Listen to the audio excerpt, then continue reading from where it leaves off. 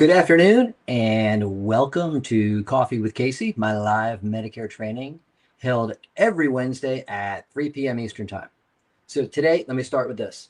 Most Medicare mistakes don't happen because people are careless. They happen because nobody ever explained the rules clearly. People assume HR handled it. I can figure it out later. It's really as easy as the commercial says.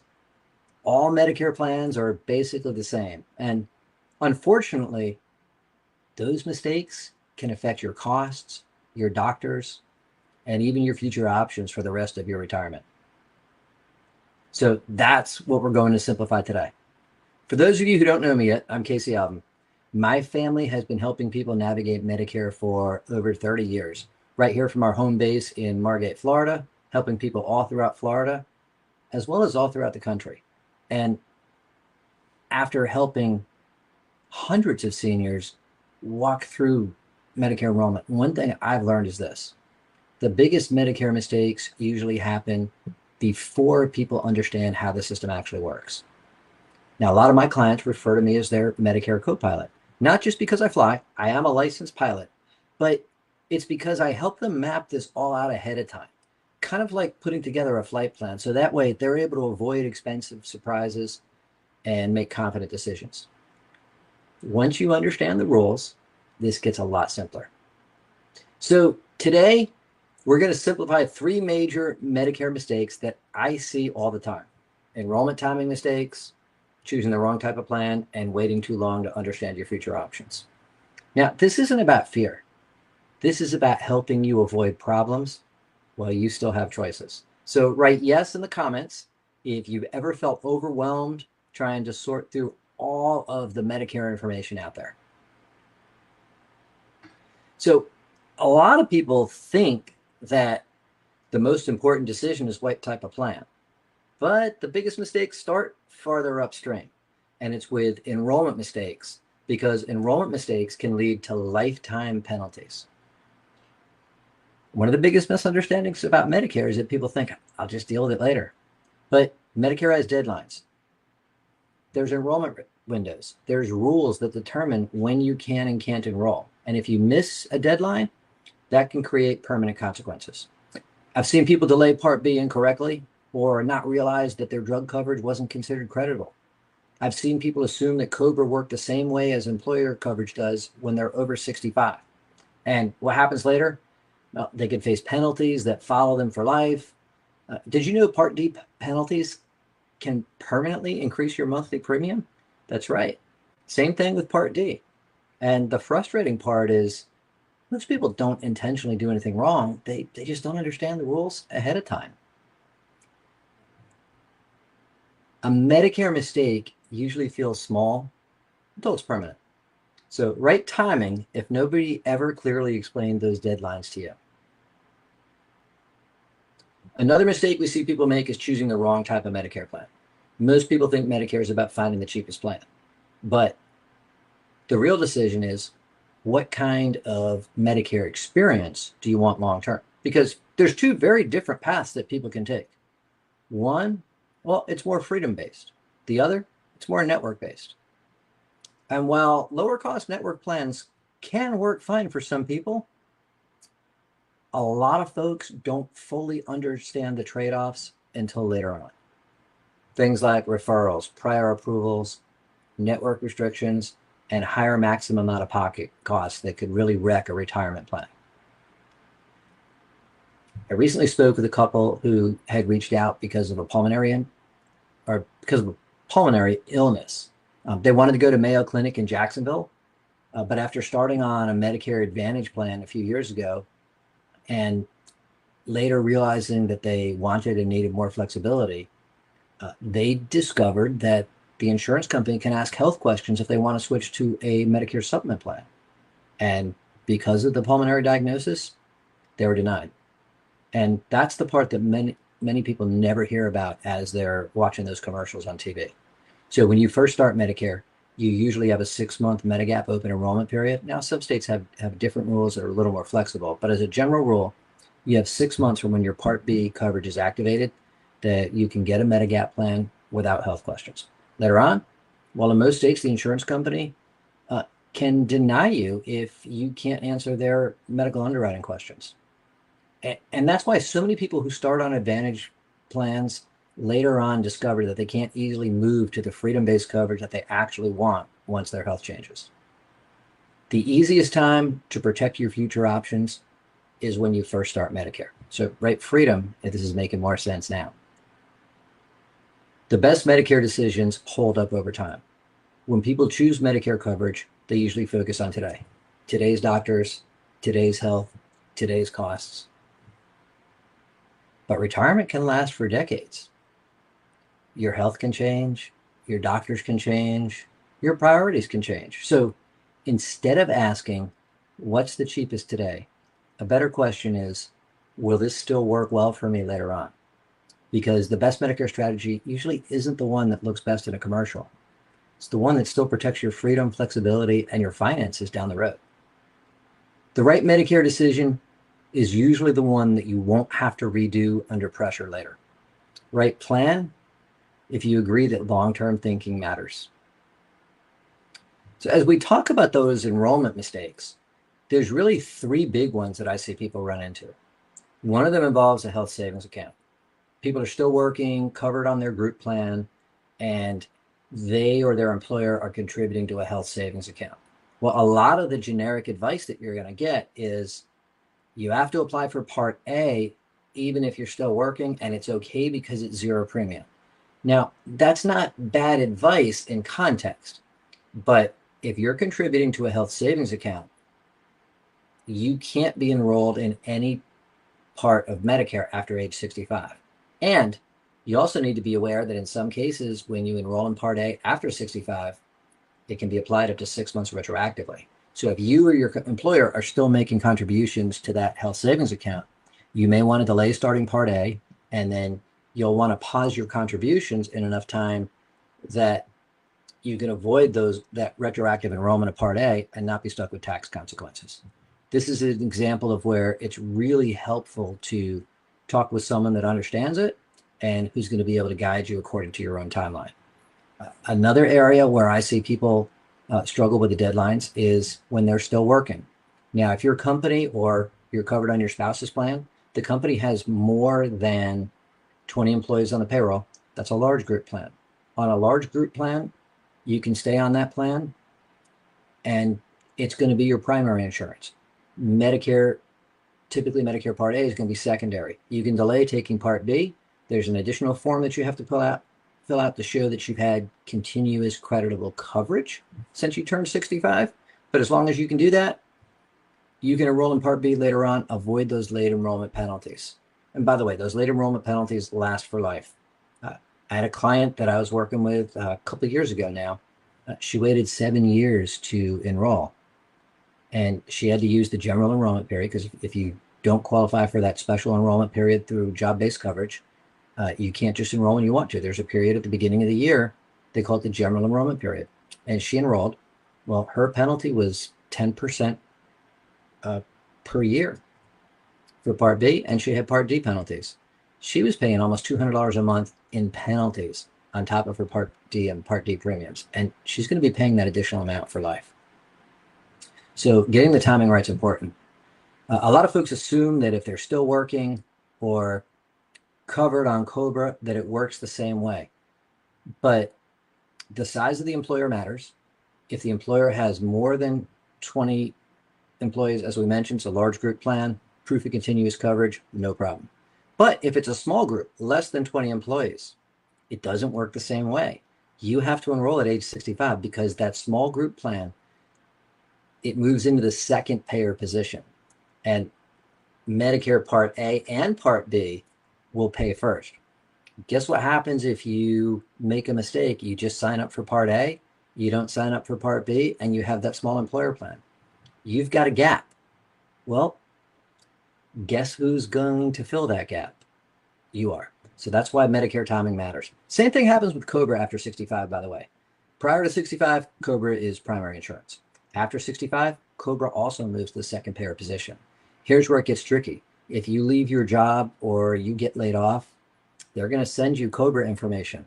and it's going to look the same way at 65 as it does prior to 65. So a lot of people just assume that they can stay on COBRA for 18 months and it's like staying on their job-based coverage.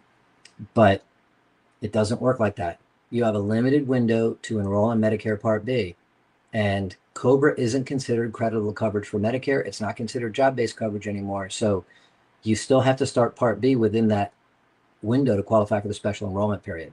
So general rule of thumb, if you leave your job after age 65, enroll in Part B immediately. Now, if it's a planned departure, enroll in Medicare Part B as early as 3 months prior to your desired retirement date.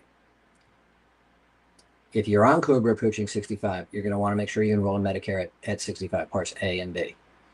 These are the types of mistakes that can really trip people up, and this is where having a trusted guide can help you get your timeline in order and make sure that you don't miss any deadlines or get stuck with any type of serious penalty.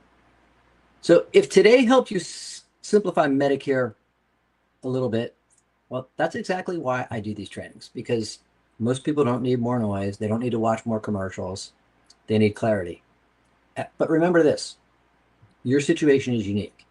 And that's why we don't just pick a Medicare plan. We create a Medicare strategy. And having your own strategy that matches your lifestyle, your goals, that's important. If you'd like help figuring out your options, understanding your timing, and building your Medicare strategy, or just taking a look at your strategy, have a second set of eyes look at it, you can go to medicarequotes.com/Facebook. You can grab an appointment with me. You can call the office, 954-970-4760. Christine will get you on the calendar, or just comment help, and I will connect with you personally and see how I might possibly be able to help. So here are some common questions that come up. First one I get asked a lot is, what's the biggest Medicare mistake people make? The biggest one is waiting too long to understand the rules and future consequences before you make decisions. The timing matters. And for most people, if you're enrolling at 65, you have to enroll in that initial enrollment window. It's that they technically called your initial enrollment period, or IEP, 3 months before your 65th birthday, your birthday month through 3 months after.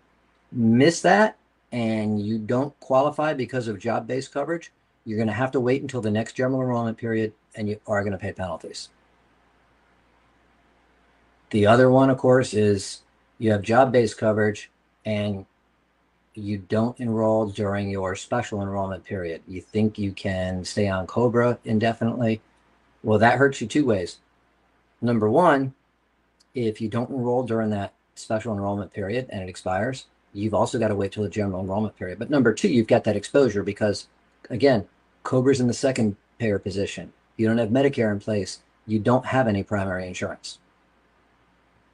So getting the timing right is really important. Another big question is, can I switch plans later on if I don't like my Advantage plan? Yeah, sometimes you can. But your Medigap Open Enrollment period, or after your Medicare Open Enrollment period, I should say, many states allow insurance companies to ask health questions if you try to switch to a Medigap plan later on. Now, some states have a limited open enrollment around your birthday where you can switch from one Medigap plan to another, but they typically won't let you switch from Advantage. And there's some limited trial rules as well that can extend that period a little bit. It depends on your situation. But as a general rule, you have 6 months from when your Part B coverage starts. Now, you can do it ahead of time and just have it in place the day your Part B coverage starts, but you have 6 months from when your Part B coverage is activated to be able to enroll in Medigap and bypass those health questions, no pre-existing conditions. After that, you're going to have to answer health questions. And where I see people get burned, and come on, let's face it, we all want to do this, right? Like, we all want to delay paying the premiums until we really need it. And where I see people get burned is thinking, you know what, I'll sign up for Advantage for a couple of years, save the money, and then during the open enrollment, as I'm getting closer, when I think I might be getting sick, I'll go ahead and enroll in Medigap at that point. Well, How many of us can pull out our calendar today and write down the date when we are going to have a serious illness? None of us can. And that's why that particular strategy very often fails. What would you recommend for your own family? For my own family, I want them thinking long term, not just about what's the cheapest today, but how are they going to protect their retirement savings? What type of care do they need to access? Are they going to travel? And how do they protect their future options if they still can? A great example of that, my mom. I talked about that a little bit last week, but when my mom retired, she had a small retirement plan, but a core part of her retirement income is Social Security. So, classic case of somebody on a fixed income. So, as my mom was getting ready for Medicare and I was sitting down with her, one of the things that I knew very quickly, my mom could not afford one of those free Medicare Advantage plans because a couple of reasons. Number one, she couldn't afford to have a situation where she would come up against the annual maximum out of pocket, $5,000 to $7,000 on the average, more if you go out of network. She definitely couldn't afford that. And by the way, those go up every year. But I also knew that she couldn't afford the networks either. She had limited primary care options in her area. She had a couple of key specialists, and she could not afford to have to find new doctors or have to travel hours away to find a doctor that would take her plan. And of course, she spends a lot of time in Florida with us. So she needed coverage that would travel with her and work the same way here as it does up north. So for my mom, there was no question. A Medigap plan or a Medicare supplement plan was the right plan for her. And by the way, there are Medicare supplement plans to fit every need and every budget. A lot of people think that Medicare supplement plans are expensive, but what surprises most people is that the annual out-of-pocket cost on most Medicare Advantage plans, when you add up your premiums and your out-of-pocket, it's almost always significantly less than the maximum out-of-pocket costs on most Medicare Advantage plans. So for anyone in my family, again, I want them to have clarity. I want them to have very clearly defined out-of-pocket costs. I want them to have the freedom to see any Medicare doctor anywhere in the country, especially if something serious happens. I want them to have the most say-so over their medical decisions, and I want to protect their future options because it's typically, when you're starting Medicare, that's typically not when you're going to need the most care. It's 3, 5, 10 years down the road. As we get older, at least statistically, that's when we're going to need more care. So I've mentioned this before. Medicare is not like your annual enrollment at work where you choose a plan this year. If you don't like it, you just choose another one next year. As you get past your Part B start date, your options become much more limited. It's almost like at the beginning, you get to interview Medicare and you have all your options and all your choices. But down the road, now Medicare gets to interview you and you may not have all your choices. Well, thank you for joining me for Coffee with Casey. If today helped you simplify your Medicare timing and planning just a little bit, well, that's exactly why I do these weekly trainings. If you'd like help, you can go to medicarequotes.com/Facebook. You can grab an appointment with me, set up a Medicare planning call where we can go into everything in more detail than we would have time to on a live training. You can call the office, 954-970-4760. Christine will get you on my calendar. And by the way, I've put together a free training called the Medicare Enrollment Roadmap that walks you through all of these things step by step. And if you'd like access to it, you can just go in the comments and type roadmap, and I will make sure to send you the link so that you can watch the training. And next week, we're going to go even deeper into the difference between freedom-based coverage and network-based coverage. And we're going to walk through how those choices can affect your doctors, your care, and your financial exposure later on. So thanks again for watching. Have a great week, and I will see you next week for Coffee with Casey. Take care, everybody.